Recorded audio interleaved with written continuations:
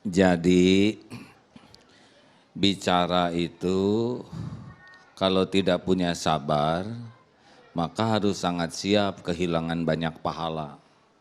Karena mulut bisa jadi ria. Bicara itu kalau tidak sabar bisa nambah musuh. Bicara itu kalau tidak sabar bisa berpisah tuh dalam keluarga. Benar? Ijab kabul pakai lisan dan talak juga pakai lisan. Perang itu bisa pakai lisan, serbu, nyerbu. Ya. Makanya kalau lihat derajat seseorang, lihat kesabarannya. Udah tahu belum ciri-ciri orang yang sabar dalam bicara dan yang kurang sabar? Kalau orang yang sabar dalam bicara ada cirinya. Kalau berbicara, ciri pertama pasti ada zikrullah. Pasti mengingatkan ke Allah. Ciri yang kedua adalah ilmu yang manfaat. Ciri yang ketiga selalu ada hikmahnya. Orang dengan ilmu dapat manfaat, dengan hikmah jadi tergerak mau beramal. Ada yang ilmu saja hanya konsumsi otak, tapi kalau pakai hikmah orang jadi mau beramal. Itu yang paling penting, bicara itu bisa menggerakkan orang bisa berbuat. Bukan hanya tahu sabar, tapi jadi sabar. Yang keempat, kalau bicara solusi, bukan nambah masalah. Kalau ada calon menantu seperti ini, Bu, ya, udah nggak usah panjang lebar, terima oleh anak, ya, bukan oleh ibu. Begitulah hadirin sekalian, Bapak juga, Pak. Pokoknya dengar aja kata-kata seseorang. Nah, kata-kata yang baik itu adalah kata-kata yang sama antara perbuatan, hati. Nah, keluarlah kata-kata itu yang bertenaga. Biasanya hati yang ikhlas, tenaganya luar biasa. Kalau hanya bicara itu mah sangat gampang. Tapi bicara yang bisa jadi amal soleh, bicara yang Allah ridhoi itu yang tidak gampang. Sebagai penceramah begini tidak penting bicara hebat, bicara mengagumkan, tidak penting. Karena bicara ini tidak bisa merubah orang, yang merubah itu adalah Allah. Bicaranya adalah yang paling penting bagi penceramah, sing yakin perkataan ini diterima oleh Allah.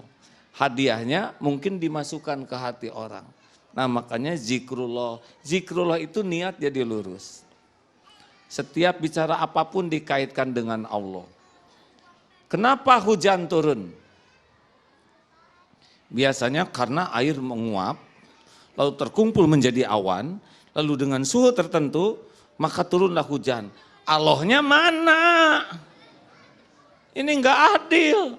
Kenapa hujan turun? Karena Allah memerintahkan hujan turun. Syariatnya dinaikkan uapnya oleh Allah lewat cahaya matahari, dikumpulkan oleh Allah dalam bentuk awan, dalam suhu tertentu, di tempat yang Allah tetapkan, hujan itu akan jatuh, maka diturunkanlah hujan tepat sesuai dengan jumlah tempat yang Allah tetapkan.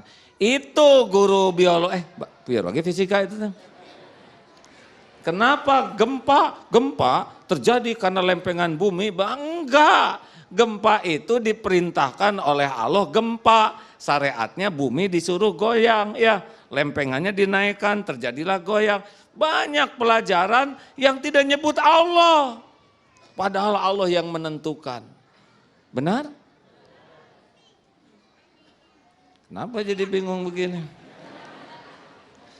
Ciri orang yang kedua, nah ini sudah mulai kurang sabar. Itu yang sabar. Yang kurang sabar, kalau bicara tuh cirinya adalah hanya ngobrolin peristiwa. Wah tadi saya ketemu tuh dengan artis itu. Di TV kelihatannya putih, aslinya enggak loh. Mau ngapain? Lihat bangunan dulu, daerah ini enggak ada bangunan ini nih. Berapa ya kira-kira bangunan ini harganya? Mau ngapain? Hah? Lihat mobil lewat. Saya suka ada mobil ini tuh, warnanya warna biru. Kalau ada yang merah mau saya beli, tapi cuma cita-cita. Mau ngapain ngomong itu? Ada orang yang apa aja diomongin, dikomentari. Nah itu udah kelihatan kurang sabar. Ini namanya orang biasa.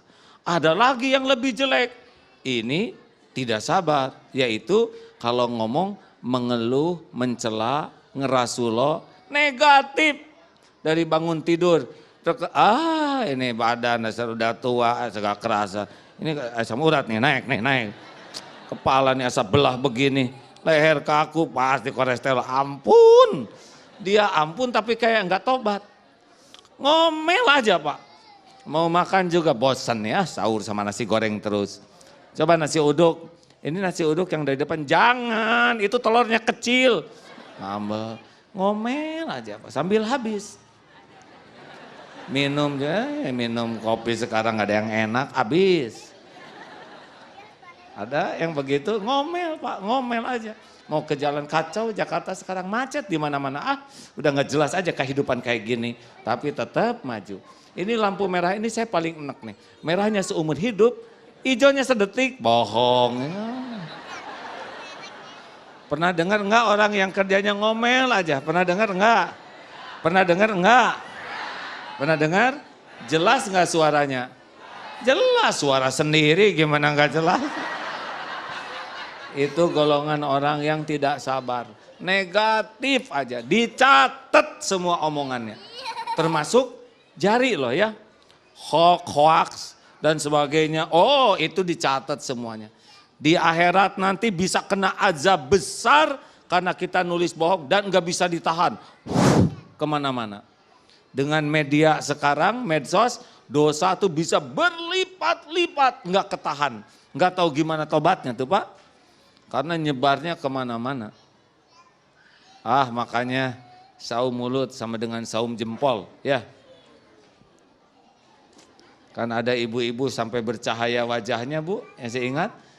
Sampai suaminya tuh, kenapa ya Ustadz istri saya tuh wajahnya bercahaya. Emang gimana? Ya ditutup selimut tetap bercahaya katanya.